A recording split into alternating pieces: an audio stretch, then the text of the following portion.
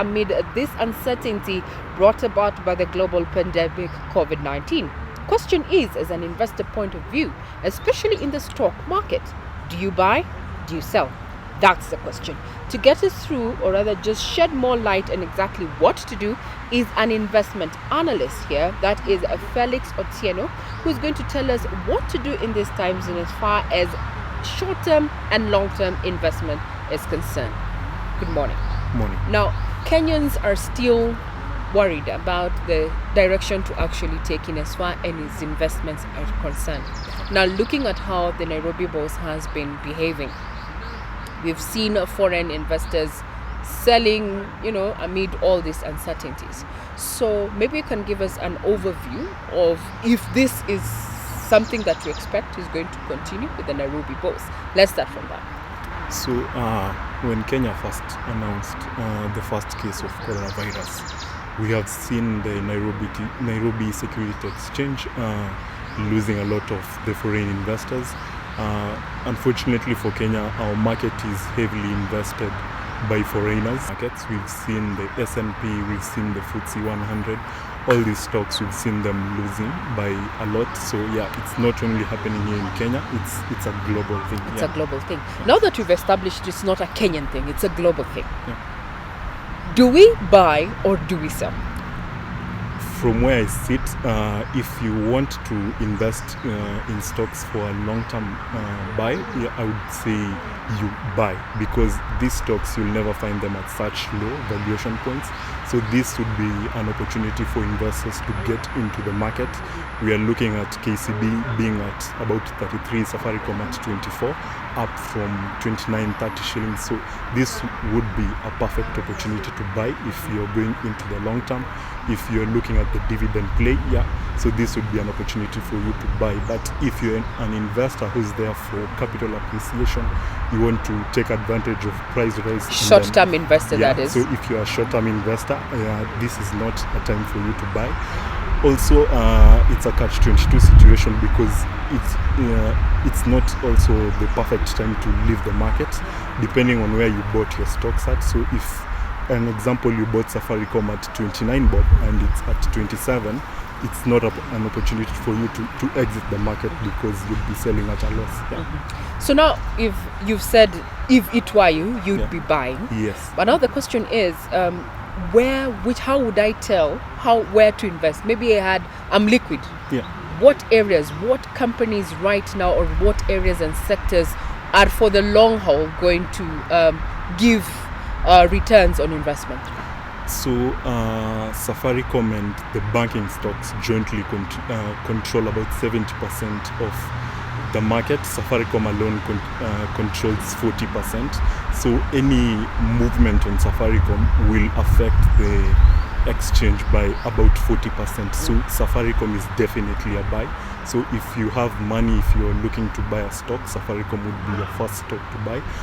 We've also seen they've acquired the M-Pesa intellectual property. So in the long term, after COVID-19, Safaricom will, the share price will shoot up. Their returns to investors will also go up. So Safaricom will be a buy. We are looking at KCB, Equity. These are your tier 1 banks. The valuation points are low. So those are where you should be buying. The financial markets, that's what you're saying. That is where people should put their money. We've seen a glut of in the real estate, and this is a capital-intensive investment. But during this time, would you advise someone to do such a major investment, especially in the property side of things? So for real estate, the advantage with real estate is that it's a hedge against inflation. So real estate will never be affected by inflation. So depending on the uncertainties in the market, the real estate will be cushioned. But then again, there is the problem of where the construction industry has been on a slow trend. We are looking at the high rates that are offered in the market. They're not really doing well. So real estate is a little bit struggling, because we expected the repeal of the rate cap will enhance lending to companies, and so this is not the case. So construction and real estate is still dragging, but if you have the capital, yeah, why not? Is online right now, or online Forex trade safe to trade in? It's safe, but for what you have to understand about for online foreign trading is that it's a win-lose situation. For you to win, there's somebody else who has to lose, because So, and if you're not conversant with this trading, you're definitely going to be the one on the losing side. So if I have my dollars, do I convert them to Kenya shillings? I'm sure I'm going to make some money there. But is it worth it at this point? No, it's not. If you have your dollars, just hold your dollars. Hold your dollars. Yeah. Now, as we're looking at the macroeconomic point of view, we also have to look at the ripple effect that COVID-19 is going to have in investment post-COVID-19. Yeah. What does the future, from where you sit, look in as far as investment is concerned?